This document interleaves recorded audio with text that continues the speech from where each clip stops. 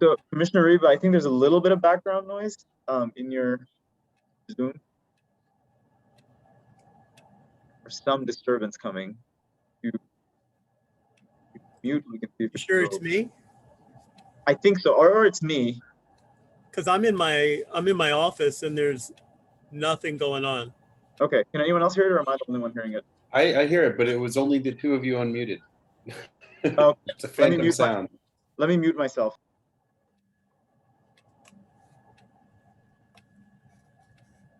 No, it's still there. It sounds like vacuuming. Yeah. Oh well. It's not that bad, so we can go ahead. All right, everyone. Thank you for joining us this evening. And Commissioner Finley, you gave the instructions that this is being recorded now, right? I certainly did, and I pressed record too. Perfect. All right, so this is being recorded. So welcome, everyone. This is the first meeting for the Safe, Sustainable, and Equitable Transportation Committee. We really appreciate everyone taking the time out, and we'll try and make this as efficient as possible for everyone.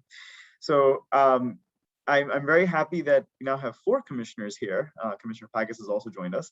And so this committee was formed by a resolution that was co-sponsored by myself, Commissioner Reba, and Commissioner Finley. And I'll be going a little bit into sort of the purpose of the committee and what we're out to do over here.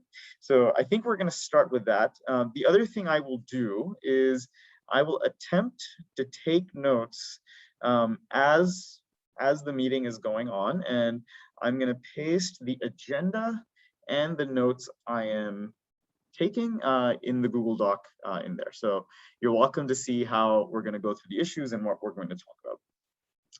So first, let me outline just the big thought process, and Commissioner Reba and Commissioner Finley, please feel free to add if I miss something. But the purpose of this committee is not to make decisions. The purpose of this committee is to advise the broader commission. And the reason that we thought this committee was a good idea is because there's a number of transportation issues that we need to engage the community, and we need to hear community feedback, and we need to come to some sort of consensus as a community as well. And yes, our ANC meetings are one avenue for doing that, but having an additional committee helps that process. It gives another avenue to discuss things as commissioners, but also the other really good aspect is that we can actually welcome community members to join this committee. So while the commission is discussion only with commissioners and they're making decisions, for this committee we actually welcome community members to join. And so one of the ways that you can join is you can reach out to any of us and just let us know that you're interested in joining the committee. I've also solicited names from other commissioners. We want to make sure that we get a broad representation of the neighborhood and also of SMDs and also of community groups when we're making these decisions. Not making decisions, again, making advice to the broader commission. So that's the sort of overall idea and goals behind this.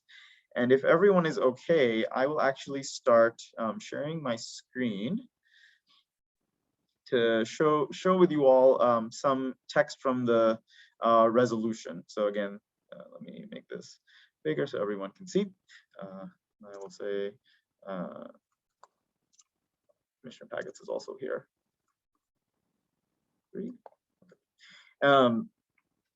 So the objectives, function, and processes, along with community members' engagement, is engaging the community to get input and drive consensus towards decisions about transportation infrastructure, drafting recommendations to the commission for advocacy of transportation issues, and serving as a bridge between the community and commission to promote engagement and transparency. And so, you know, we're trying to make sure that a lot of stuff that actually Commissioner Reba, he always, you know, points this stuff out to me as well, and I am appreciative every time he does, is that it's always good to have broader discussions and discussions in depth before we bring certain things to vote or certain resolutions to vote as well. So hopefully the community, as you all are here today, take this chance to engage with all of us. I'll pause for a second before I go on, and I'll see if anyone has any questions or any additions before I move on to composition of the committee and how community members will join in the process of joining.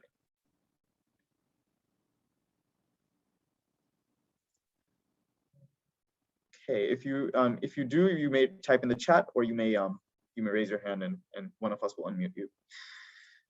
Good. Okay. So how can you join? Again, email one of us, and according to the resolution, The chair appoints, but the overall commission has to approve.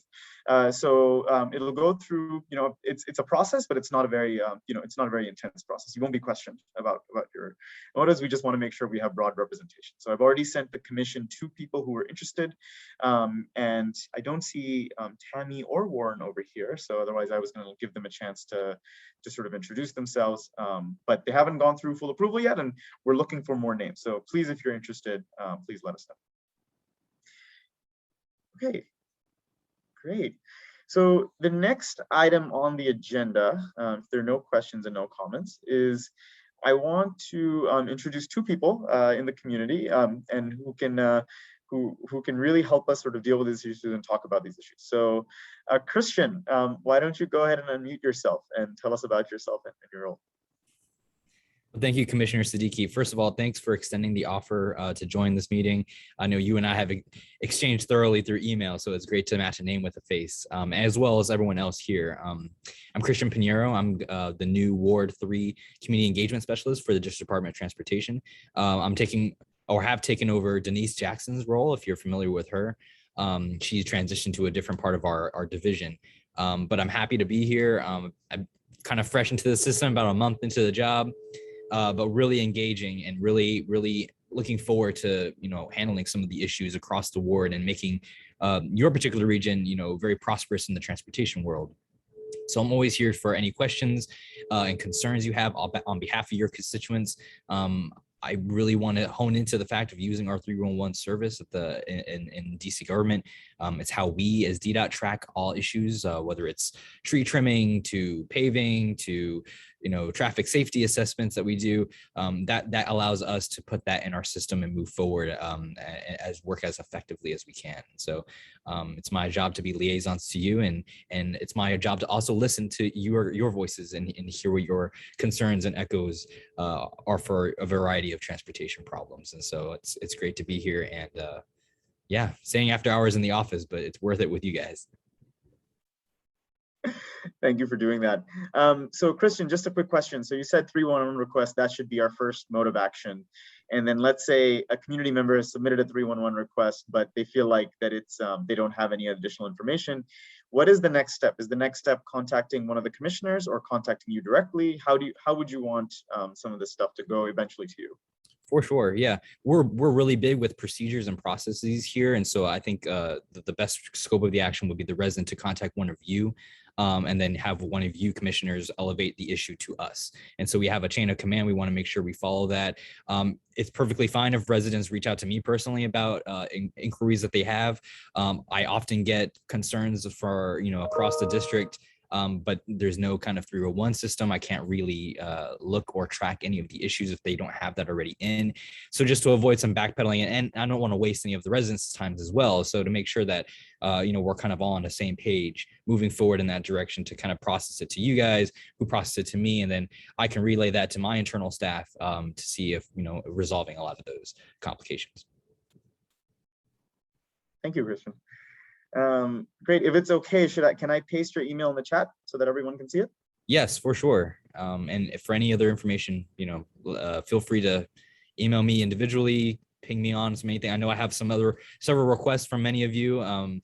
Commissioner Pagets, I know I got some. Commissioner Finley, we've been talking a bit about some of the Rodman Road issues. Those are all being, of course, looked at as much as we can, and I'll follow up. I apologize if I haven't been able to get to all your requests as I kind of absorb and be a sponge for the first few months that I've been here, or first month that I've been here. But it's just great to really connect with you guys here in a setting where we don't really get that personal interaction anymore. So yes, looking forward to interacting with each of you at some point in time. Cassandra, why don't you go ahead and also introduce yourself first?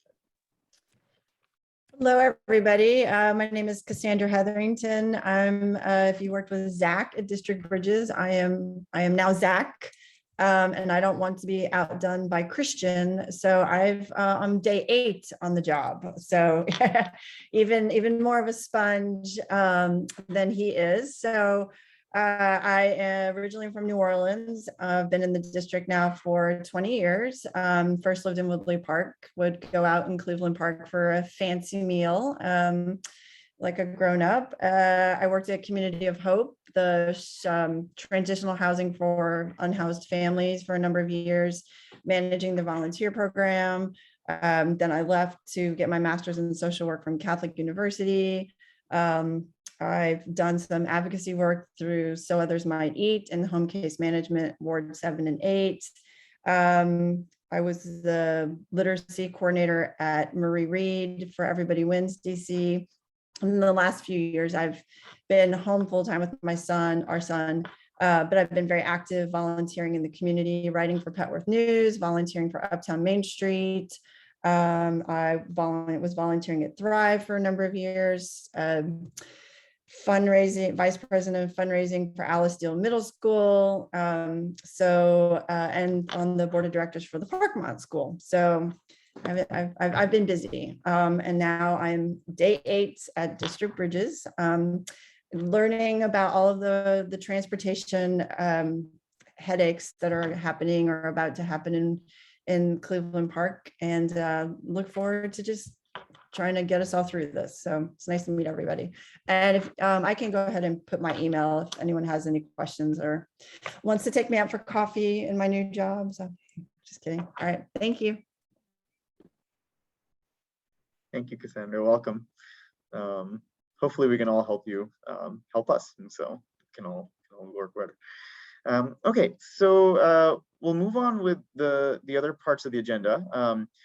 The committee has no functioning rules. I'm hoping that once we get a full committee together, we can all sit down and hash out sort of our goals, or what our eventual vision is for Cleveland Park and all that, and also come up with some procedural stuff.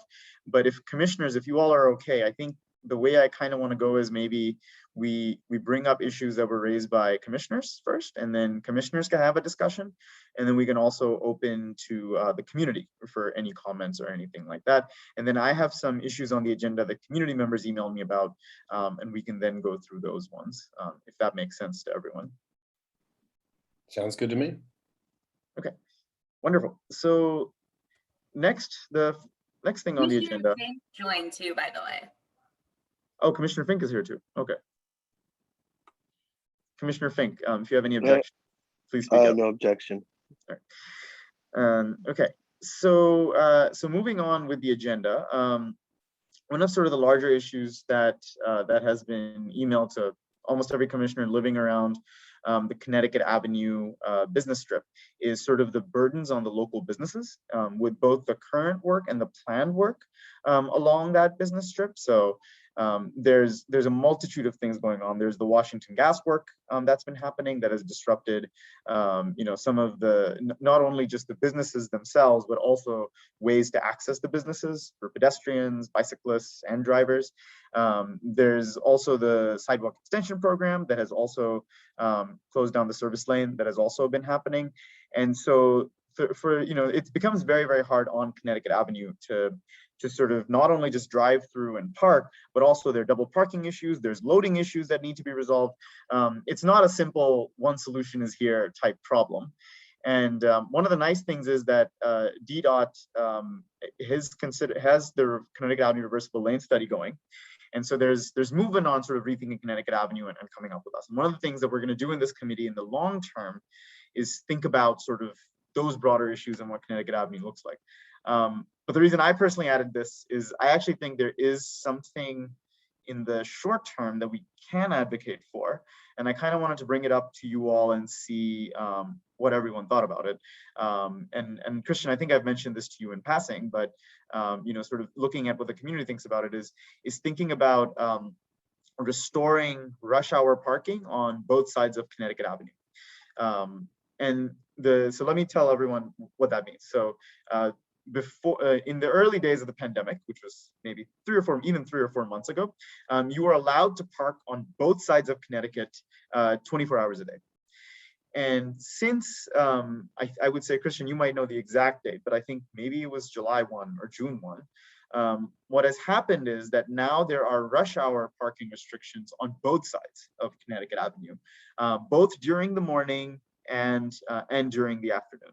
Now, what those restrictions do is instead of having 2 parking lanes and 4 lanes for travel, it creates 3 lanes for travel each direction, and it creates no parking on Connecticut Avenue on either side.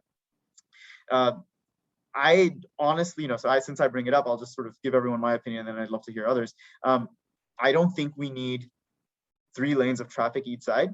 In fact, if we look at pre-pandemic, during rush hour, going the opposite commute direction, there were only 2 lanes of traffic, and there were more than enough. So already there's an extra lane of traffic happening right now. So I really don't see the need for taking away parking on both sides of the street. I was almost wondering if we can't bring back parking both sides of the street during rush hour, could we at least bring back parking one side of the street? So we can have 3 travel lanes sort of going towards the direction of rush hour traffic and 2 travel lanes going against the direction. And that way, at least we can keep parking on one side and something on the other. But that is just something I've talked to community members, I've sort of thrown out there. I kind of wanted to see what others thought about this as well.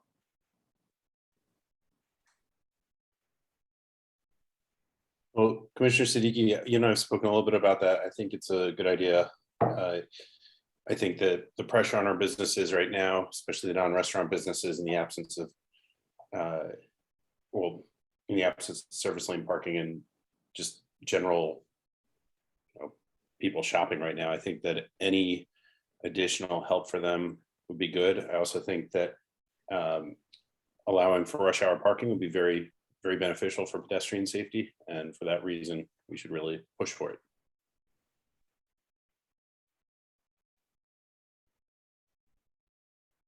Any other commissioners? I guess I'll jump in here. I agree, but the one thing that concerns me is what would be the inconsistency up and down the corridor.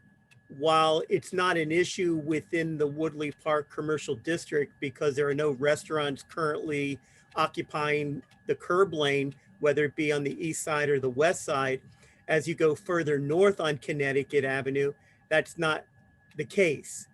And as everybody would agree, we have pushed for various initiatives along the Connecticut Avenue corridor, hence DDOT's recent committee that Commissioner Bowe and I sat on regarding the traffic study. And a lot of that was based on the confusion of what lane people should be in during rush hour. So I'm not sure what the answer is. I'm just raising the initial concern so we can be mindful in our approach. Because as people approach or come down Connecticut Avenue or going up Connecticut, the lanes are going to change because merchants are still in the curb lane, particularly at Nebraska Avenue. So there could be some confusion for people getting out of the curb lane, going into the curb lane, park here, not park here. So I'm just raising that thought so we're all aware that what's going on in Woodley Park and Cleveland Park is not necessarily the same along the entire corridor. And it could cause confusion to those unfamiliar with the corridor. That's a fair point, thank you.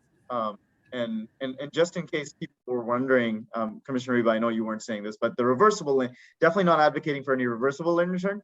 That should always stay away. But I think Commissioner Reba, what you're saying is there's parts of Connecticut up north where there's some streeteries in that particular lane. Which in that case, I would say, let's just have parking on both sides, right? Like then automatically the parking sort of part of it's taken up by the streetery, part of it's taken up, by the parking. But again, I think you're right. We should be mindful of that aspect.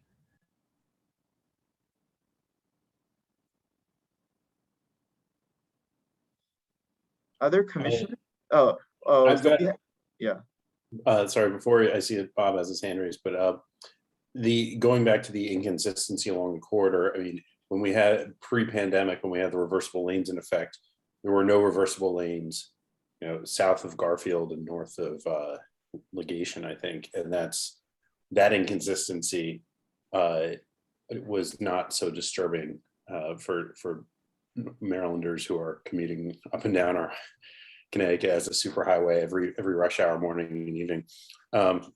But yeah, to that extent, I think that, should DDOT choose to selectively remove selectively allow rush hour parking in, for example, the business corridors, I don't think that would have that detrimental effect on transit or on the access and egress for cars going up and down Connecticut Avenue during rush hour. I think that, that inconsistency, well, those folks dealt with that sort of inconsistency with the rush hour lane, reversible lanes. So I think would be okay.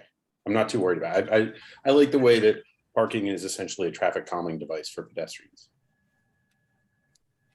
Right, but I'm raising the issue not because of the change up Connecticut Avenue corridor, but again, there was a lot of confusion June 1st when some of the ban was lifted, and some didn't know whether to park on Connecticut Avenue, some didn't. There were those parking on Connecticut Avenue that got $100 tickets within my SMD along Connecticut Avenue.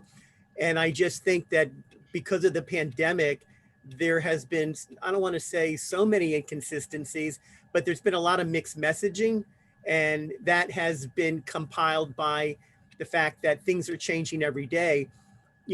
Respectfully, we as a city, we as a nation are making a lot of this up as we go along to accommodate our community needs and our nation's needs and our city needs. So whatever we're going to do, I think it's important that we are consistent, because if we allow parking on the curb lane at our end Connecticut Avenue, what would the messaging be like from DDOT that others would be confused whether or not they could park in the curb lane upper Connecticut Avenue? Because right now, pre-pandemic, everybody knew the rules. You couldn't park on Connecticut Avenue during rush hour. There was reversible lanes, and everybody knew what lane to be in.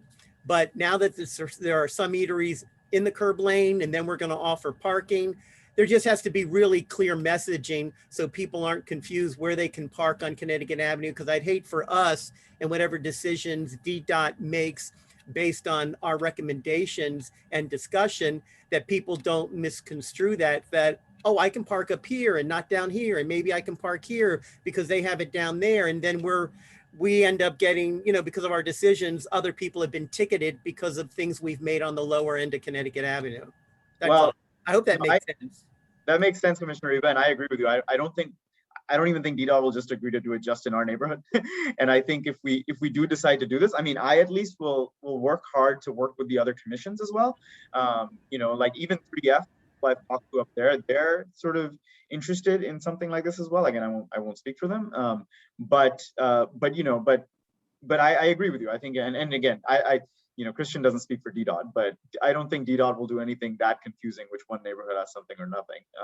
But I at least think maybe Commissioner Reba, if we, given your caveats and everything, I still think there's a way to advocate for it so we can, because for me, like, this is kind of like an urgent issue. Like, I agree there are other issues we can talk in the long term, but this one is a little urgent only because there's so much work going on, and the Washington Gas work just is relentless, and it's going to keep going and going and going. And if we can just get that rush out, because it was there, like, so you're saying consistency, it was there, like a month ago you could do it. And you're right that the tickets weren't great, but I'm hoping that at least if we can, it's something that I think we can come to a good consensus on and act on, and try and send DDOT a message with all your caveats in the way. Sorry, go ahead, Commissioner Baggett. I've been monopolizing. That was more of a enforcement communications issue than it was confusion as to signage or direction. I just think that folks weren't expecting it to be enforced, and it wasn't communicated that it was going to be, and then it was no longer part of it. I think that what we're wanting to discuss implementing here would involve more clear signage and direction than what happened recently or a few months ago. And that's exactly that's my point. Thank you. Perfect. Awesome. So Christian, I hope you're taking notes that June 30th rollout of eliminating rush hour parking. I think it was done at something like 11 in the morning. The announcement came out, and at 4 o'clock, people are getting ticketed. That wasn't exactly something to notice. Happy to forward several angry emails. Did that really happen at 4 o'clock?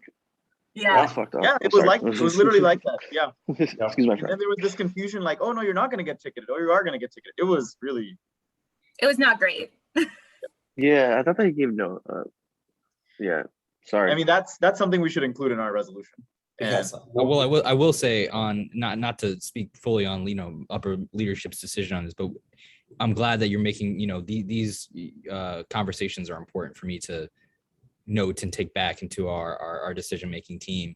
And we appreciate your perspectives on that, and we understand that the messaging is flawed, that we have some issues about how we could target our audience better, and we're always working at ways to better streamline things. So this is all good fodder for me to pass along to my team.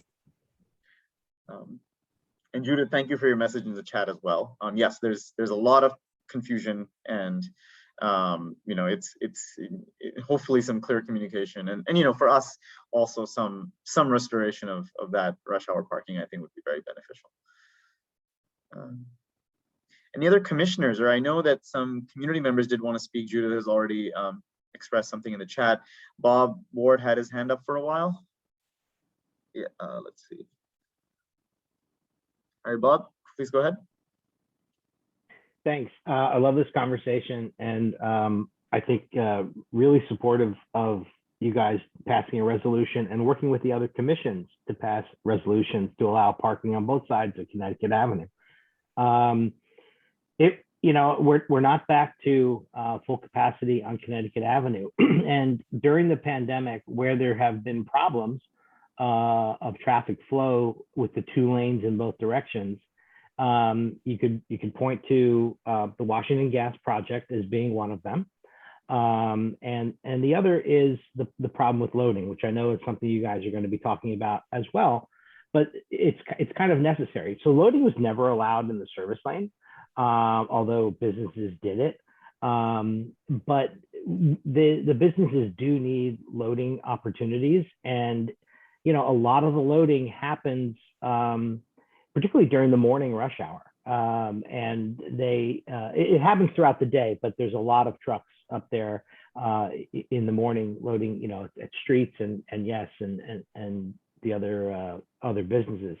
Having parking available and having clearly defined loading areas will really help them, and it's missing now during those 2 rush hour spots. The other thing the businesses really need are pickup and drop off, and going back to the 2013 transportation study, there was a call for better curbside management of our parking inventory in the area, and nothing ever happened, right? And so it was just, everything is just, where there was metered space, it was 2 hours parking. So you'd have, employees of businesses, pulling up at 6 o'clock or 6:30, whenever the rush hour change ended, and they park there. They pay for 2 hours and then park there the rest of the night. It wasn't really efficient in doing the quick turnover that's needed by a lot of the businesses.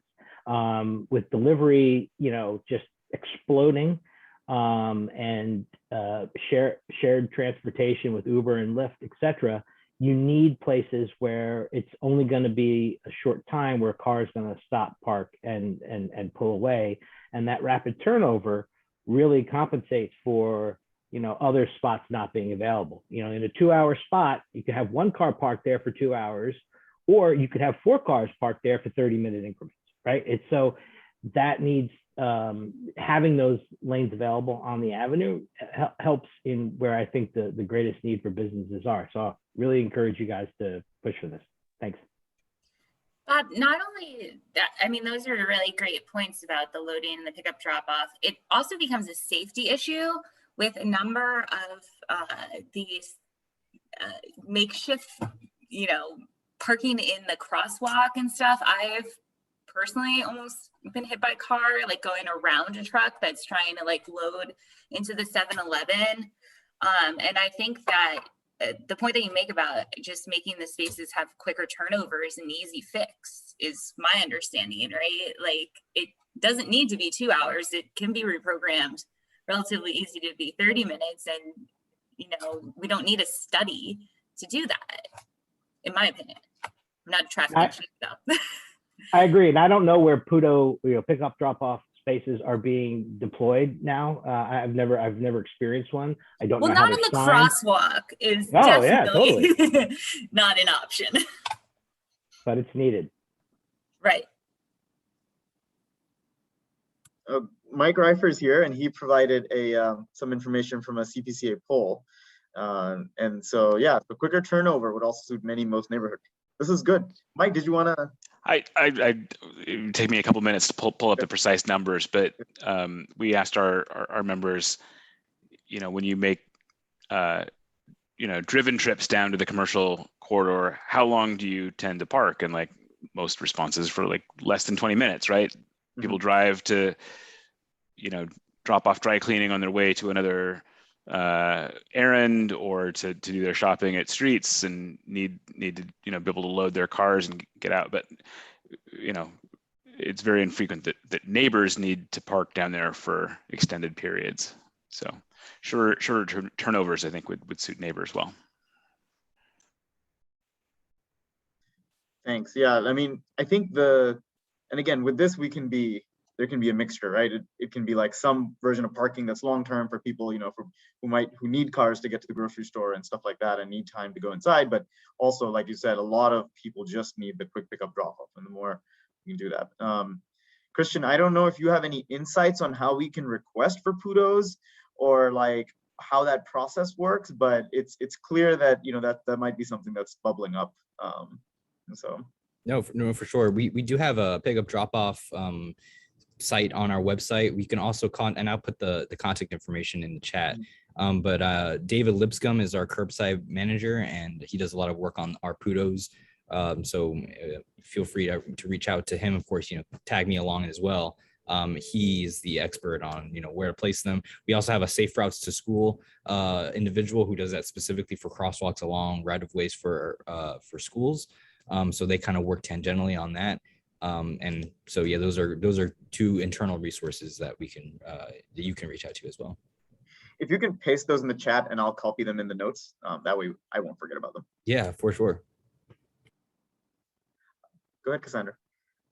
Thank you. I was just wondering, do you have a relationship with the Sam's parking lot? Because I know it's expensive to park for an hour, but it doesn't ever seem full. Have you talked to them about maybe adding? I have no idea if Sam is a nice guy or he's evil or what. I'm genuinely. Sam is not the owner. But Sam actually just got a new owner recently. I wanted Asana. Yes, I think it's Asana in December. Yeah, December of last year. Yeah. Yeah, and the parking is run by, I believe, Colonial Parking, and the parking there is structured to encourage turnover, to keep the lot from ever filling up, and that's why it's priced that way. We had some conversations last year and 2 years ago, and they did not really go very well, because Federal Realty, their focus was ensuring that their customers could park rather than people who want to shop elsewhere in the neighborhood. Okay. So sort of evil. Just kidding. Thank you. Big issue, I think, and Commissioner Siddiqui, or Chairman Siddiqui, I think we talked about in passing, and is that the loading for the park and shop and the loading for streets both use the alley in Ordway and create large traffic jams there. And if there's some way to structure some sort of loading and unloading times that are adhered to and enforced. Enforcement obviously is the toughest part of all of this, but if we could explore those options, I think that would be great. So this is great, because it means that the agenda is well designed, that people are automatically going through it. First Bob took us to PUDOs, and now Bo's taking us to loading, unloading. So I appreciate that it's well designed, but let's hold that thought for loading, unloading for a second. Anyone else from the community who wants to speak about sort of the rush hour parking on both sides?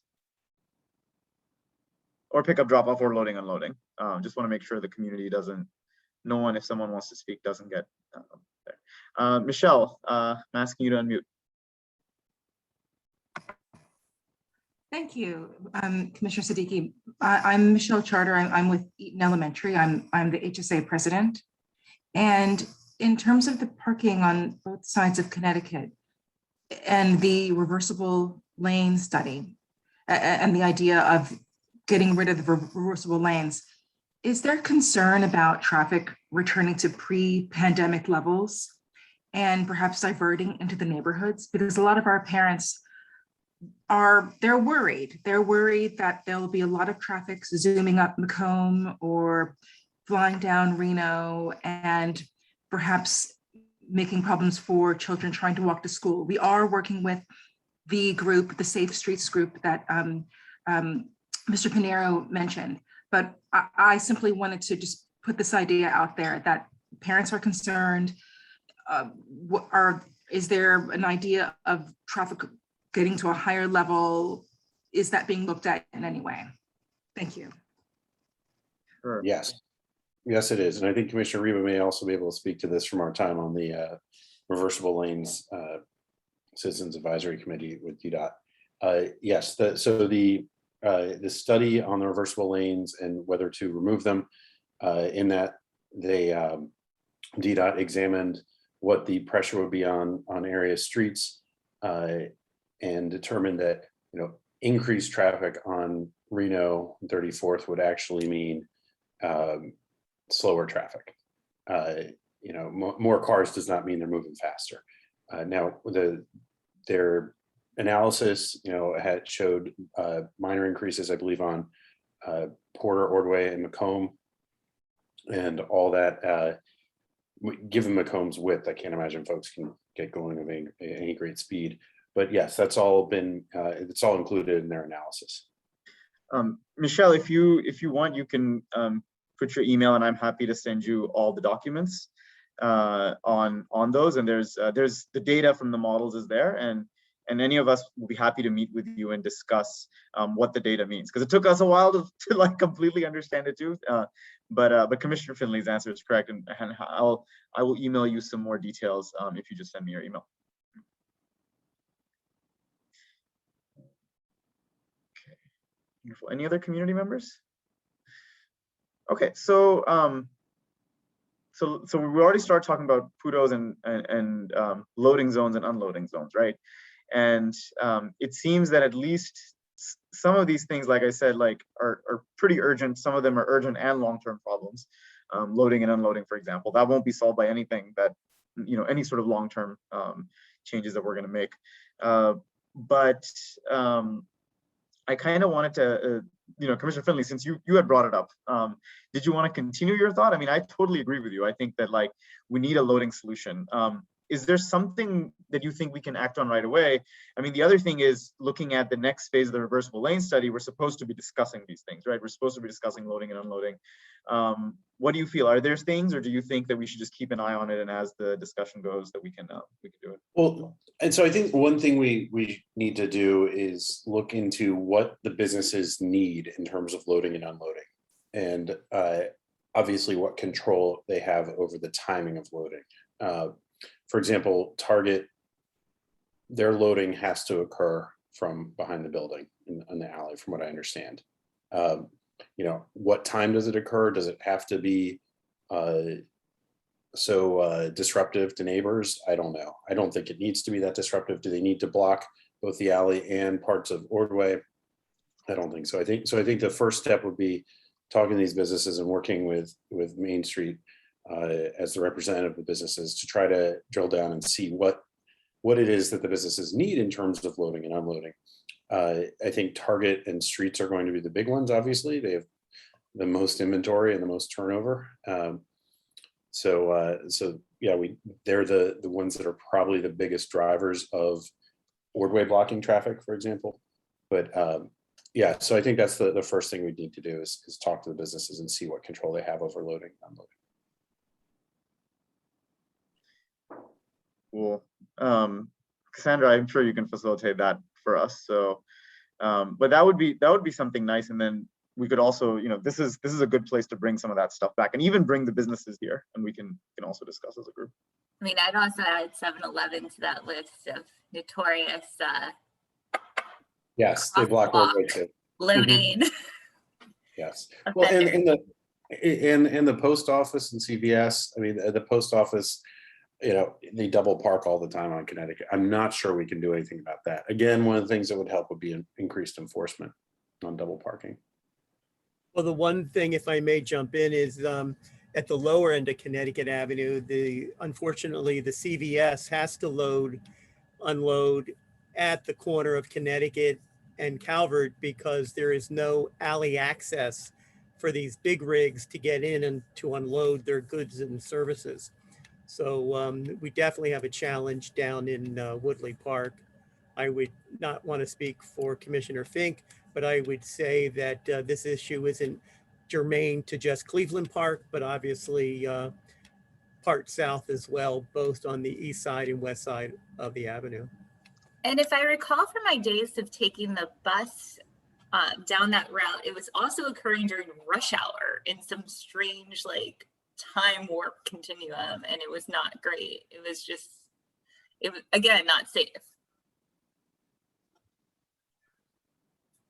This is okay. So, I mean, thank you, Commissioner Riva, for bringing that up. I mean, this does mean that we do need like a comprehensive thing on this, right? So it means we need to gather the information and then kind of figure out and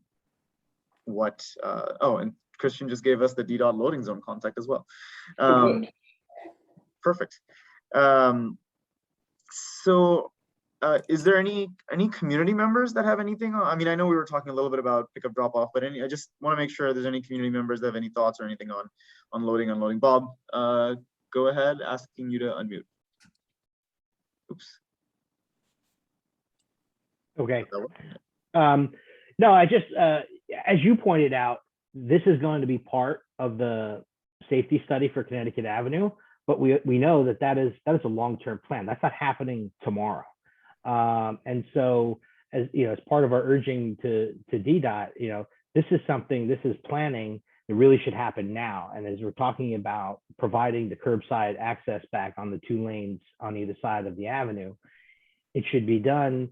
And we should be adding, we don't have enough loading spaces, right? So it should be done now. So my point is, I hope we express some urgency that this is not, okay, yeah, we talked about doing this for the, if we add bike lanes, we're gonna closely examine the needs along the corridor.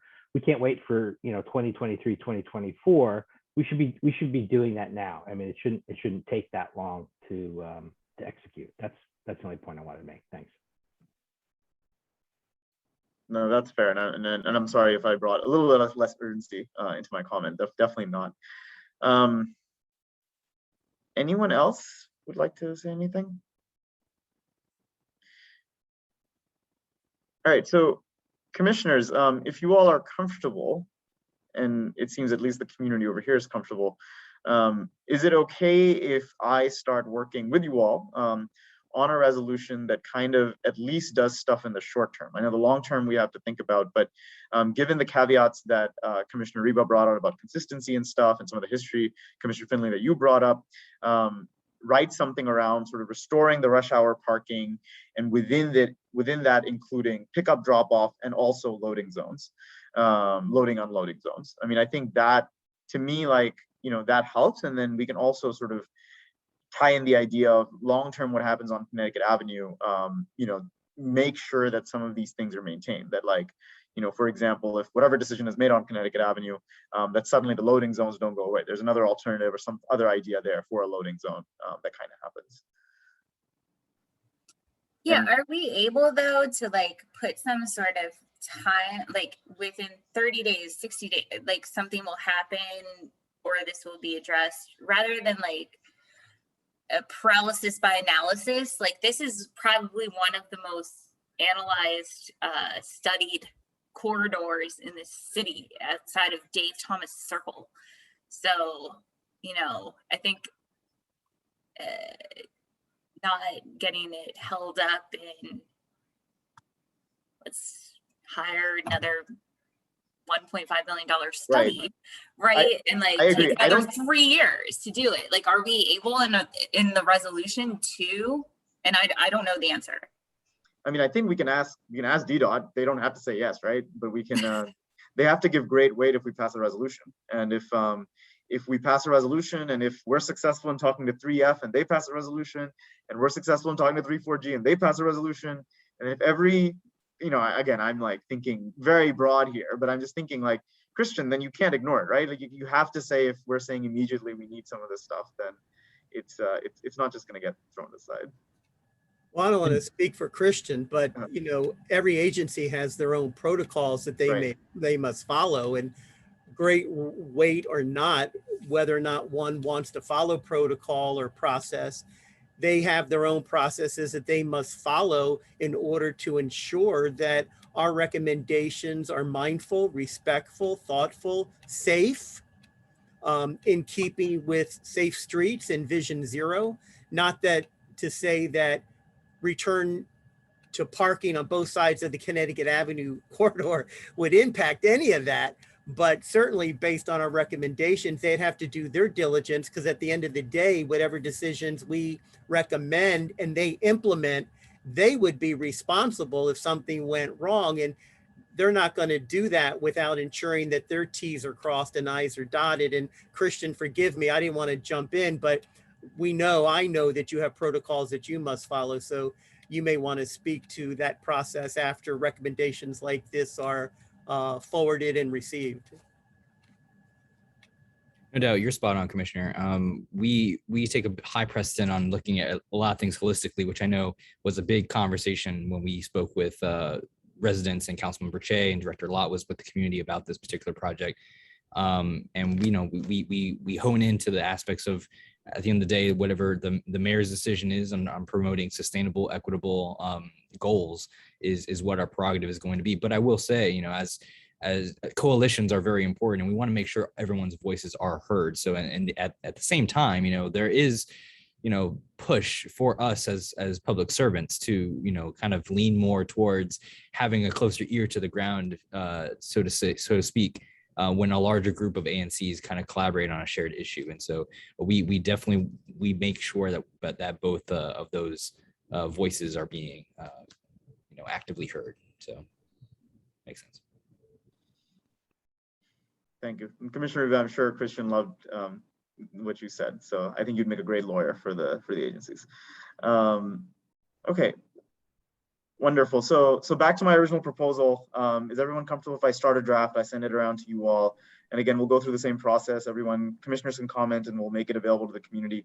I mean, we're not going to be voting on this before our September meeting. So unfortunately, the urgency is there. And of course, I will write letters, but the individual SMD, the letters don't count for much, but I've already written a letter asking for both sides of, parking to come back. So, but Christian, I do hope that you realize this is a like kind of a universal issue. There are few issues that our neighborhood agrees on, this unanimously. So it's something that's pretty popular here. Okay, wonderful. If there are no further comments from anyone in the community or anyone else, I'll just move quickly to some community issues that I got by email that I just want to raise and see if we can at least get some discussion on, or some resolution also. I'll start sharing my screen again. The first is the repaving of Rodman Street Northwest. So this is in my SMD. I wasn't aware of this happening, and constituents reached out to me about this, and then Christian thankfully informed me that I should look at the paved DC map, and it is in fact there for being repaved. But Christian, is there a place we can figure out the exact schedule for this and anything else? Yeah, our system is constantly being updated. Our go-to contact for any paving would be Blake Holub. I can add his contacts into the chat as well. He handles our asset management crew that does all the paving work. This project was put on to our chief operations officer. I do not have a timeline in terms of how that's going to go. We've had a lot of backlogs in terms of how the pandemic has really affected some of our other inquiries that we're constantly working on. But definitely worth, and I'll do more digging on my end too. I want to make sure I have a more thorough answer for you, and I'll send you an email and we can have a conversation about that. Okay. So anyone from Rodman Street, I know you all have emailed me, and I know you all emailed about this committee too. So we're looking into it. It is being repaved. In fact, it's not construction, but as Christian said, as we find out more, we'll let you know more. The other one, which I believe is kind of me and Commissioner Finley's side, is the forever Connecticut Avenue, Porter, and Quebec Street Northwest intersection. I got emails from several community members saying we should think about resolutions to that and stuff for that. Commissioner Finley, do you have any, like, you've been doing this longer than I have, you've seen that intersection longer than I have. One of the things that I sort of thought about was, again, some of the longer term stuff that's happening on Connecticut Avenue. Hopefully we can maybe work with one of those things like streetscape drainage or you know, one of the reversible lane things, and sort of make sure this intersection gets its due. I don't know if that's a fair thing to think about, or if that's or if you have additional thoughts. Well, so the streetscape and drainage project will tackle that intersection. So I cross Porter at Quebec almost every day. Every day I leave my apartment at least, and it's, yeah, unsafe. It's you know, it's pretty terrible. Cars are just flying through there at high speeds. But the change to it, the proposed change, is to eliminate the slip lane from basically from Quebec all the way to Connecticut. And instead, cars coming out from Quebec would have to turn right onto Porter first and then turn. It also would move the bus stop from the east side of Quebec and Porter to just west of there, but before Connecticut, and it would add almost like a little pocket park of the current design looks like concrete sidewalk. But you know, my big concern there for safety reasons is the light at Quebec and Porter. Initial proposals had that light being removed, and after pushing back a lot, we were able to retain it because otherwise people who live on Quebec Street would just not be able to cross Porter, or even people who lived on the north side of Porter, east of the intersection, would have a lot of trouble crossing there without a light. But yeah, so that I think that the plans that the streetscape and drainage project have for that are great, and they should have been. That whole project was supposed to, at least, I think, be completed by now. But there have been delays. Folks that want to prioritize other aspects of the project, and so we haven't had an opportunity to address the traffic safety issues the way we should, or DDOT hasn't. But yeah, so I think that the solutions are there, and it's just a matter of implementation, and that's sort of getting the streetscape and drainage project going. Okay. I would like to thank Commissioner Finley for personally standing out on the street and preventing a bus from going into Washington Gas's project when that little streetscape project was going a little south. Yeah, they had some subsidence issues there. Yes. Some. Okay, great. Bob, that's a very good question. Maybe Christian can answer that. Sorry, Christian. I threw you under that bus. He's never going to come to this meeting again. I actually will refer that. I don't want to give you poor information, so I'll have to check with our team with the streetscape. I know we do have it on our page. I can actually probably put the link probably to the drainage in the chat. I'll go and find it, but I'll do some more digging on that. I apologize. Still learning all this stuff.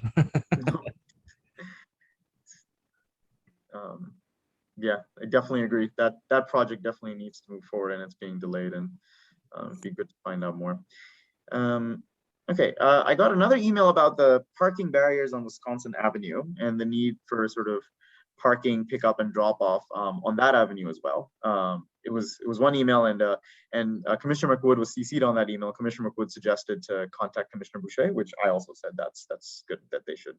The constituents should contact them about that specifically. But I do think, like, despite, you know, Connecticut Avenue having so much focus, it would be nice to kind of, whatever solutions we come up with to make everything on Connecticut Avenue more friendly for our community, that we also think about Wisconsin Avenue in terms of PUDOs and things like that. So Commissioner Hoyt and Commissioner Boucher aren't here, but maybe when we can also bring it up to them and see what they have to say.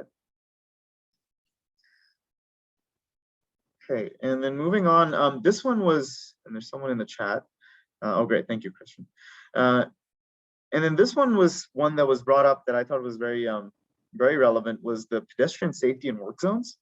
So there's tripping hazards in there. There's work vehicles sometimes don't follow parking zones. So like they will park in places which aren't meant for parking. That creates more things.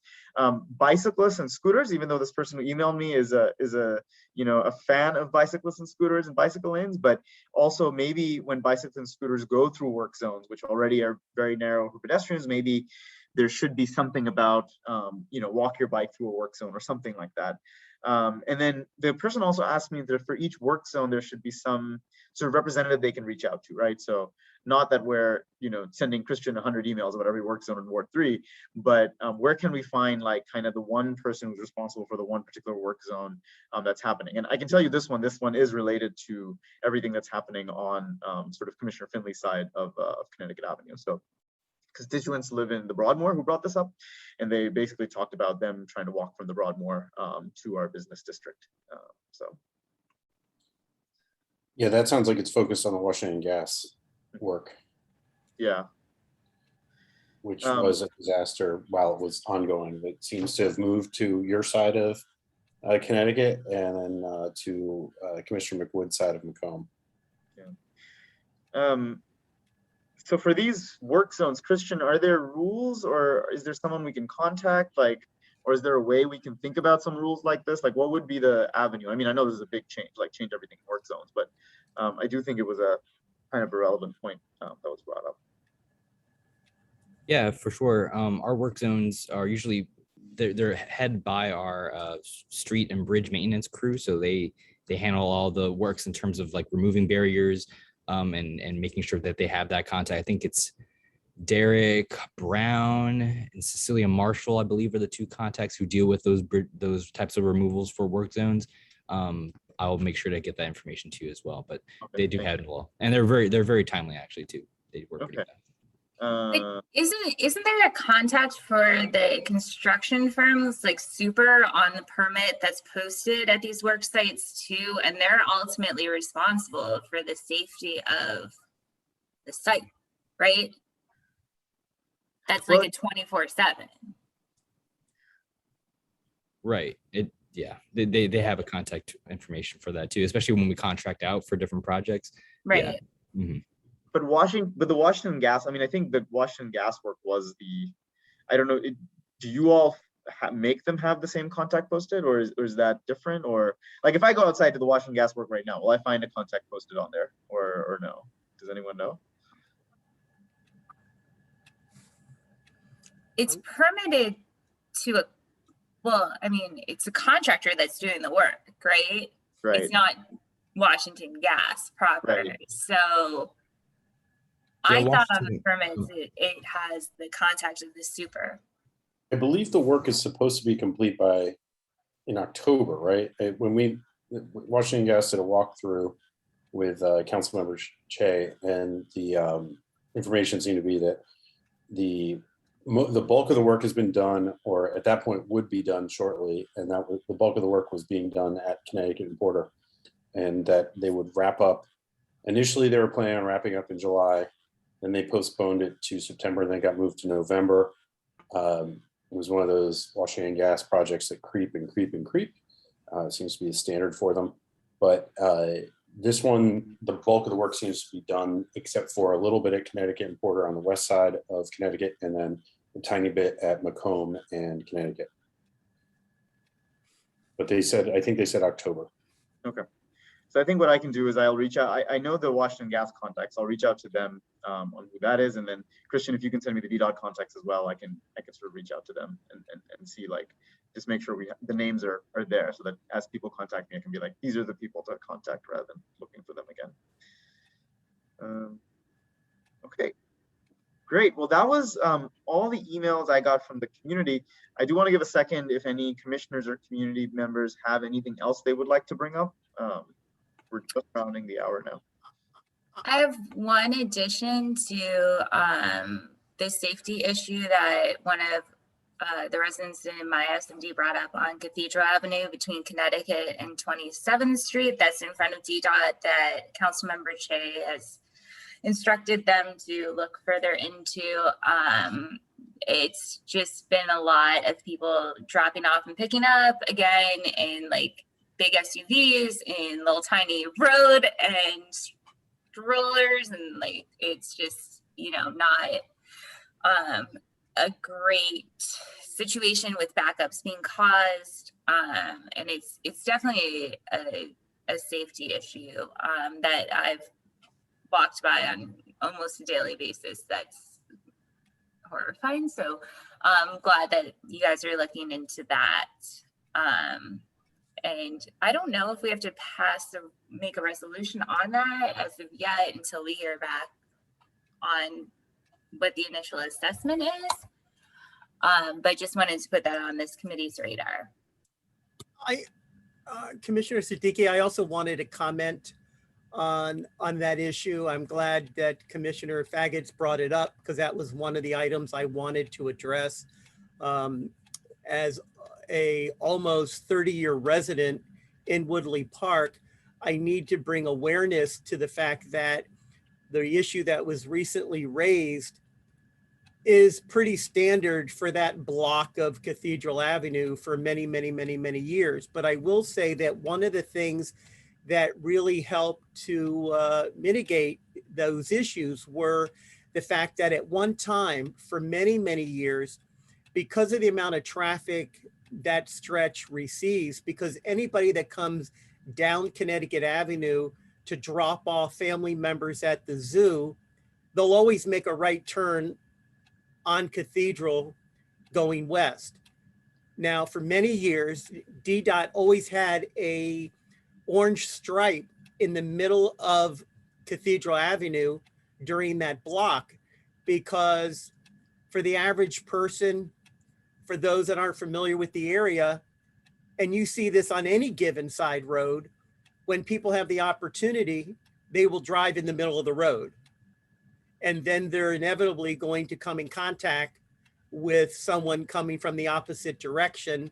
And then they ultimately fight for who's going to pull over the most and who's going to allow the other to move through.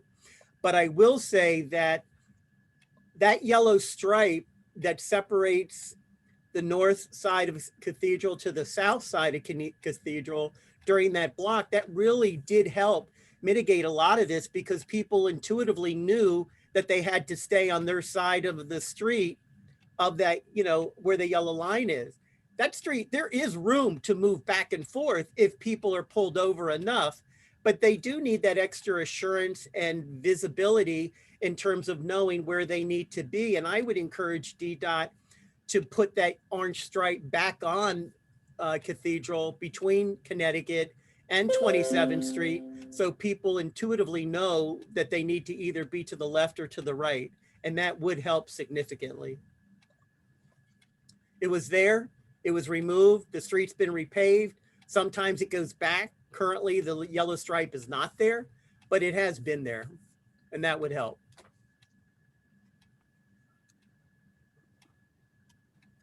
It also helped to get circulator service extended up to the zoo too, so less people are driving. Just gonna put that out there. It would, and we could extend that out to Maryland so they wouldn't have to drive into town. Yeah, stop all the drivers at the border. Wishful thinking. The last issue I'll bring up to Christian, and I'll make this real brief, so thank you for your patience. Coming up Connecticut Avenue, Christian, from Calvert and Connecticut, and this is the same thing has happened. If you're going north on Connecticut, you cannot make a left-hand turn onto 24th Street. There are three no left-hand turn signs at that intersection. And at one time, the yellow stripe in the middle of the Connecticut Avenue went all the way down to the light. And I can forward pictures to you at a later date. One of the last times that they repaved Connecticut Avenue, they left a gap in that yellow line indicating that you can turn onto 24th Street. And that double orange line needs to go back on Connecticut Avenue so people don't look at a mixed message where the street indicates you can make the left, but the sign says no. And the lines were there. If you were to walk out there, you would see that the double yellow lines were there, but they were paved over. when they resurface the road. So that's another conflicting message there. And I'm happy to take pictures and forward it to you so we can correct this. Yes, sir, please do. Would love to investigate that issue more, and thank you for bringing that to my attention. Because that's also, just FYI, is at 24th Street. That's also a crosswalk that we've been trying to preserve so people don't get hit when walking down Connecticut Avenue. The light, when you're going southbound, you can make a right onto 24th Street to go into Rock Creek Park. And as a commission, we fought for a no right turn on red at that light to protect those pedestrians crossing the street there on the south side. But now they have to dodge cars that are crossing over Connecticut where they're not supposed to make a left-hand turn because that yellow gap, the yellow double line is no longer there, which indicates people can turn there, which they cannot. So thank you for that. Oh, thank you for the feedback. Great. Any other issues to be raised by commissioners or community members?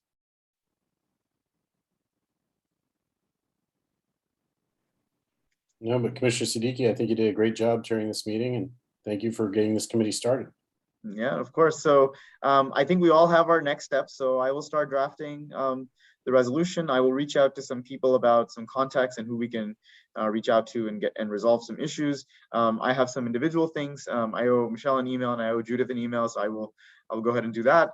But yeah, I had two more things on the agenda, which was more long term. But as we get more committee members on here, and I think second week on second Wednesday in any month seems to work this time. So maybe we can try for the second Wednesday of September for this meeting. And then we'll have a chance to even discuss any resolution we want to have at our main meeting too. If I may real quickly, I know that the next item on the agenda was an update on the reversible lane. Yes. But I would, forgive me for putting it out there, but as I think it's common knowledge, we do need the community support for our resolution quite broadly, because as everybody may or may not know, the funding for DDOT only had the funding for the study. They didn't have any money for the implementation of the recommendation. So DDOT is still fighting. I shouldn't say fighting, but you get my point. They're still fighting for that funding so they can start moving forward on what's been presented and approved by the ANCs. My understanding that was the reversible lane is not coming back, period. And that it's the implementation of the other bits of the project. Right, but you know, if we're providing an update on where we stand, DDOT needs the money to implement everything that we've discussed, everything the advisory committee recommended. And right now there was only money for the study, not for the implementation. So it really is all for naught if they don't get the money they need in order to move this forward, right? Oh, I totally agree. Yeah. I don't know if Chris can comment on any of that, but paralysis by analysis. So I do think you have, and again, Christian might know this, but I think the Commissioner Reba, you're right. We have to fight. We'll have to fight this all the way through. You're right. The implementation is there, but Christian, I believe that at least the next steps can be done, right? Like we're expecting a resolution on which we're expecting a decision on which concept is going to be picked, and then the next steps of that, or is that delayed? From my knowledge, I know we had a public meeting, I think back in April of 21, about the preliminary designs that was for the Connecticut Avenue reversible lane. Ed Stoloff is the project manager for that project. I will circle back with him to see if there's been additional updates that have been circulating since then. We are big on making sure that we have more community engagement moving forward. Once I get those dates and those set goals, I can definitely circle to you and the team and to fill you in with what those updates are. And Bob has a question that, yes, the design phase is there, but I think Commissioner Rebo was talking about the final implementation that will happen down the line post-design. Yeah, I can follow up with that. So Commissioner Siddiqui, you mentioned September, the second Wednesday in September, that's the 8th. Is that when you would like to schedule the meeting? If all the other commissioners are comfortable with September 8th, since we've had it on a second Wednesday in the month. Let's.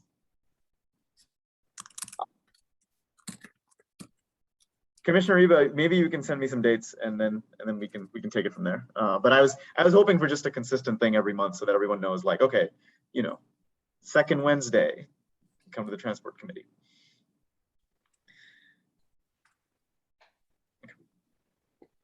There's a comment from Jack.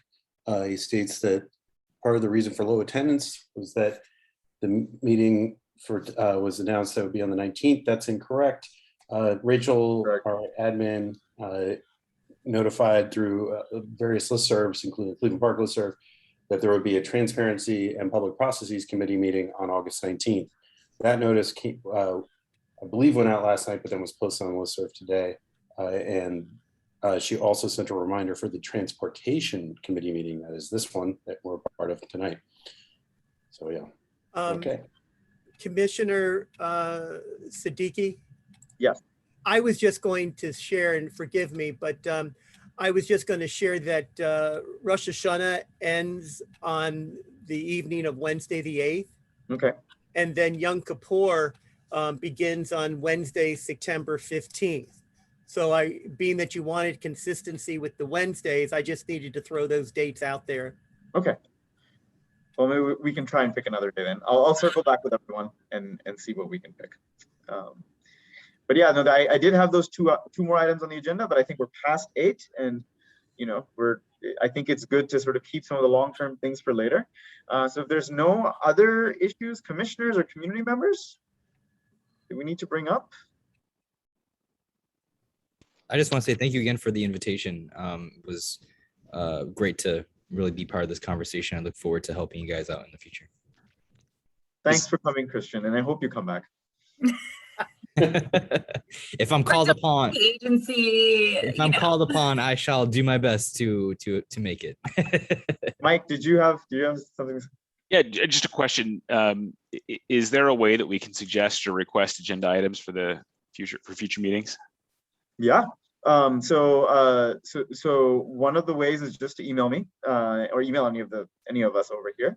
I usually try and get the agenda, a draft agenda posted the week before.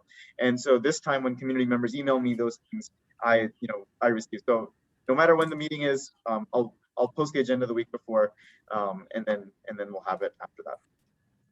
Great, thank you, appreciate it. Or you can also join the committee, Mike. Actually, Mike, yeah, we do need committee members. Noted. All right, maybe someone else. Thank you, and thanks all. Thanks to the members of the community that joined this. Yeah, thank you for coming, everyone, tonight. This was great. Appreciate everyone. All right, bye-bye. Wow. Thank you.